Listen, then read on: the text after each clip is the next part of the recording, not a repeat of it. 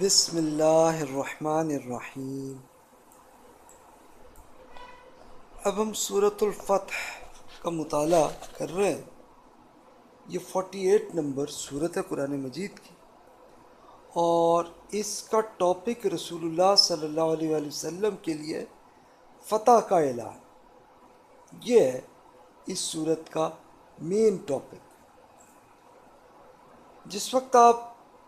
اس کو پوری ڈیٹیل سے جیسے اب پڑھنے لگیں تو شروع کی 1 to 10 کی آیات میں رسول اللہ صلی اللہ علیہ وسلم کا عمرہ کرنے کا ایک حکم ہوا، اور پھر فتح مبین اسے عنایت فرمایا، اور کچھ ذمہ داریاں بھی دیں آپ کو، کچھ رسپانسبلٹیز بھی دی گئیں۔ اب ہوا یہ کہ جب یہ واقعہ ہوا تو پھر 11 to 16 آیات میں منافقین کا پروپیگنڈا وہ جاری تھا، جو آپ نے سورۃ النور اور سورۃ الاحزاب میں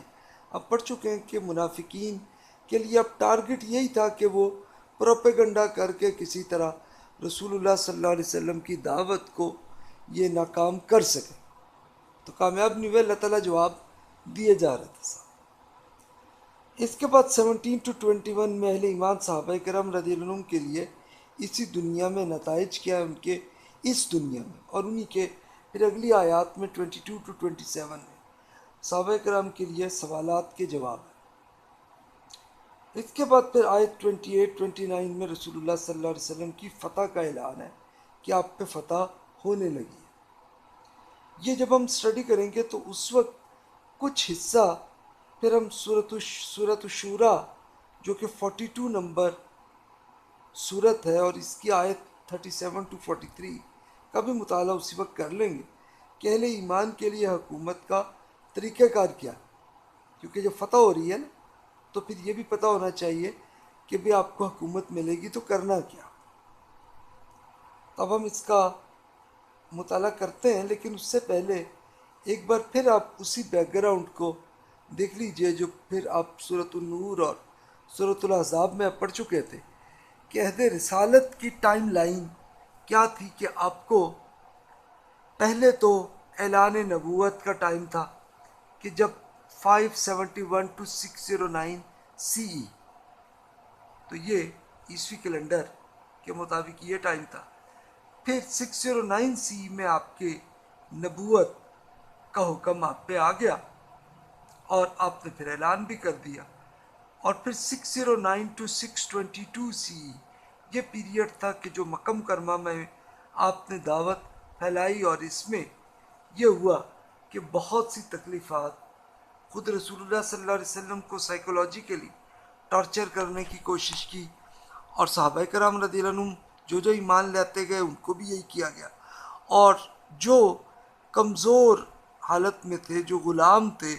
ان کو تو کئیوں کو شہید بھی کیا گیا، اور کئیوں پہ بہت ایک جسمانی ٹارچر ان پہ کیا گیا۔ ہجرت کی اور پھر وہ نکلے، اور پھر اللہ تعالیٰ نے حکم یہ دیا کہ آپ دیگر قبائل پہ بھی یہ دعوت واضح طور پر کریں، اور رسول اللہ صلی اللہ علیہ وسلم نے یہ 619 to 622 CE کا پیریڈ ہے کہ جب آپ نے حج کے موقع پہ مختلف قبائل کے لوگ حج کے لیے آتے تھے، یعنی حج تو یہ ابراہیم علیہ السلام سے چلا آ رہا تھا، لوگ اگرچہ شرک بھی اختیار کر لیا تھا لیکن حج وہ اللہ تعالیٰ کا حج کرنے ضرور آتے تھے، تو یہ ان پہ قبائل میں پہنچے تو صرف مدینہ منورہ جو اس وقت یثرب اس کا نام تھا، تو ان کے خود جو سردار تھے وہ ایمان لے آئے، اور پھر اس کے بعد رسول اللہ صلی اللہ علیہ وسلم نے اسی زمانے میں حضرت عمیر رضی اللہ تعالیٰ عنہ کو بھی یہ ایک رسپانسبلٹی کے طور پہ یثرب میں بھیجا کہ وہ اب جو ایمان لے آئے ہیں تو ان کو آپ قرآن مجید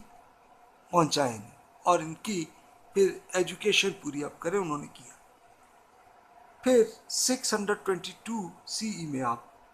مدینہ منورہ تشریف لائے، جو کہ 1 ہجری ہے، یعنی وہاں سے ہجرت کے ساتھ ہی یہ کیلنڈر شروع ہوتا ہے۔ آپ کہنے کو کہیں گے کہ یہ ہجرت کون سی بڑی ہے، کہ یہ تو صرف 400 کلومیٹر ہی ہے نا، نہیں، اس زمانے میں اس لیے تھا کہ ہر قبیلے نے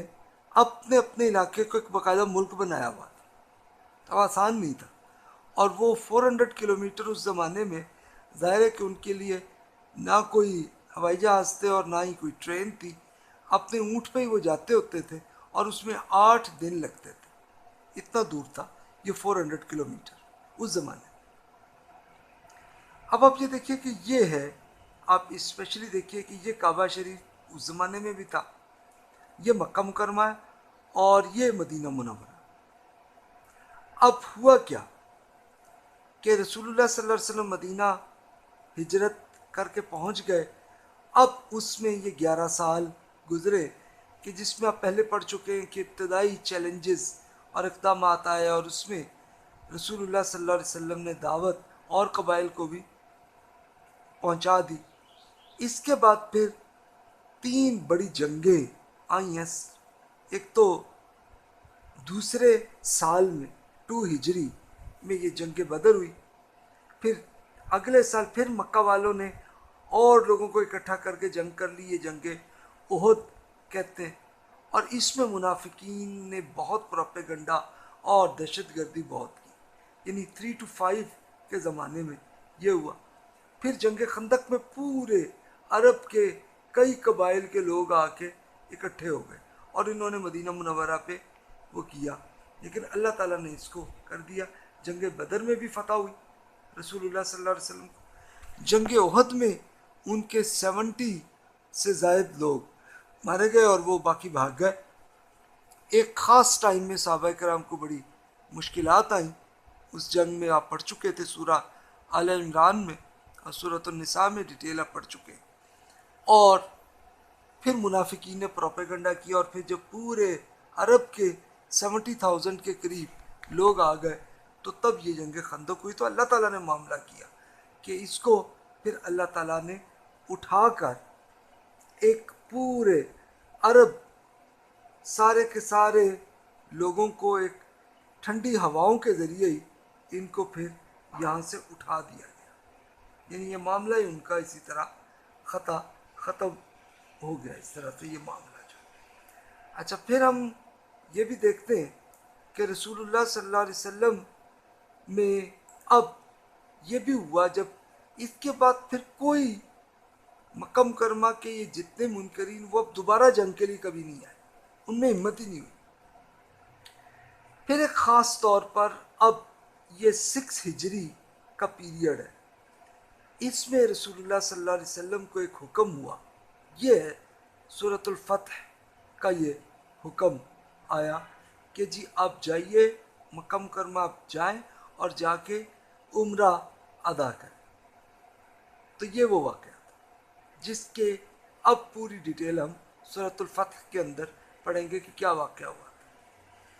اور اس کے بعد تو پھر اگلے 2 سال کے اندر جنگ خیبر بھی ہوئی، جس میں پورے جتنے بنی اسرائیل کے 2 قبیلے جنہوں نے بہت قلعے بنائے تھے اور وہ تیار تھے کہ وہ مدینہ منورہ پہ حملہ کرے، تو رسول اللہ صلی اللہ علیہ وسلم نے پہلے ہی ڈائریکٹلی ان پہ حملہ کیا اللہ تعالیٰ کے حکم سے، اور وہ سارا آسانی سے فتح ہوا۔ اس کے بعد پھر مکہ مکرمہ کو 8 ہجری میں آپ تشریف لے آئے سب صحابہ کرام کو لے کے، اور بغیر کسی جنگ کے یہ فتح ہو گیا۔ اس کے بعد 8 to 11 کے زمانے میں تو رسول اللہ صلی اللہ علیہ وسلم نے دیگر قبائل پہ فائنل میسیج کیا، تو وہ خود آنے لگے اور خود ایمان لے آئے، ان کے خود سردار اور بڑے لوگ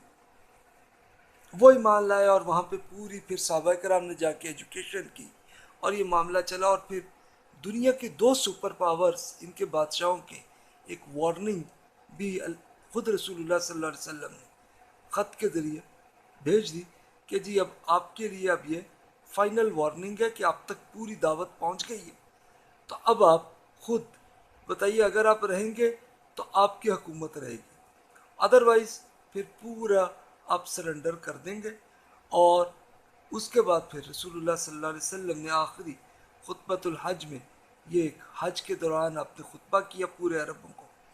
اور سب کو بتا دیا، اور پھر آپ اللہ تعالیٰ کی طرف رخصت آپ نے کر لی۔ تو یہ آپ کی زندگی تھی۔ اس کے بعد پھر ابو بکر اور عمر رضی اللہ تعالیٰ عنہما کی حکومت میں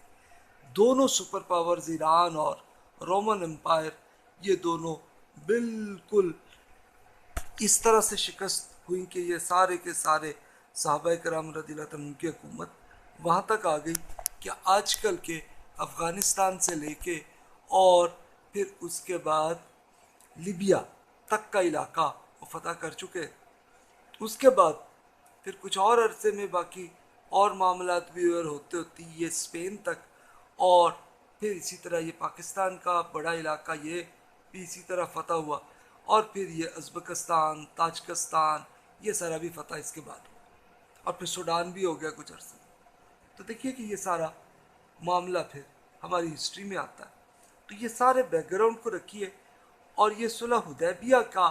واقعہ ہے کہ جس میں یہ صورت جو ہے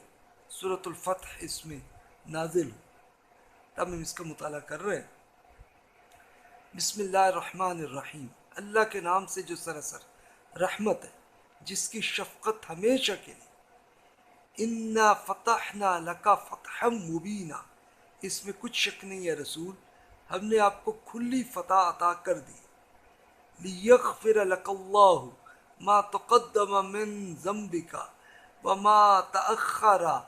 ویتم نعمتہ علیک ویہدیک صراطا مستقیما وینصرک اللہ نصرا عظیما. کہ آپ سرخ روئی کے ساتھ اپنی ذمہ داری سے سبکدوش ہو جائیے، اور اس کے صلے میں اللہ آپ کو اگلے اور پچھلے سب منافقین کے جھوٹے پروپیگنڈے والی کوتاہیوں کو پاک کر دے، اور آپ پر اپنی نعمت تمام کر دے، اور آپ کے لیے ایک سیدھی راہ کھول دے، اور اللہ آپ کو ایسی مدد کرے جو ناقابل شکست ہو.